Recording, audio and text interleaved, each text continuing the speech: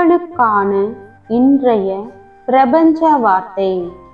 கடலில் பிரம்மாண்டமான அலைகள் கரையை நோக்கி வேகமாக பாய்ந்து வருவதை பார்க்கும்போது கடலின் நடுப்பகுதியில் இருக்கும் நீர்தான் கரை வரை ஓடி வருகிறது என்று நாம் நினைக்கிறோம். ஆனால் அது ஒரு அழகான அறிவியல் மாயை.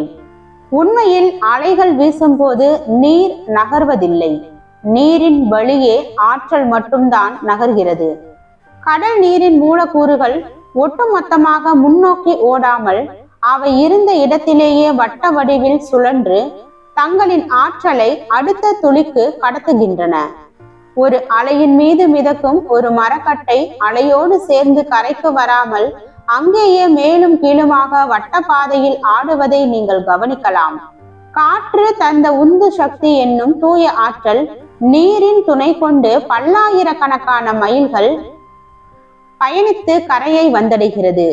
நீர் அங்கேயேதான் இருக்கிறது, ஆனால் ஆற்றல் பிரம்மாண்டமாக பயணிக்கிறது.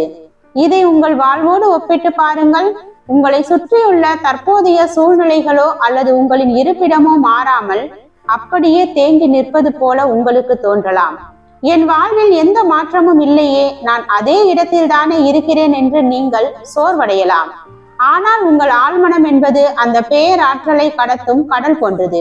உங்கள் உள்மனதின் குரல் எப்போதுமே, என் வெளிப்புற சூழல் மாறாமல் இருந்தாலும் எனக்குள் இருக்கும் லட்சியத்தின் ஆற்றல் ஒரு நொடி கூட தேங்காமல் என் இலக்கை நோக்கி மிக வேகமாக பாய்ந்து கொண்டிருக்கிறது என்று ஒலிக்க வேண்டும். உங்களின் உணர்வு என்பது அந்த அலையின் ஓயாத ஓசை விசை போன்றது.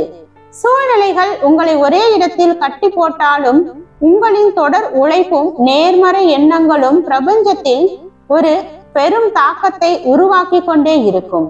நான் தேங்கி நிற்கவில்லை, எனக்குள் இருக்கும் ஆற்றல் பிரம்மாண்டமாக முன்னேறி கொண்டிருக்கிறது என்று உங்கள் ஆழ்மனதில் ஆழமாக பதித்துக் கொள்ளுங்கள்.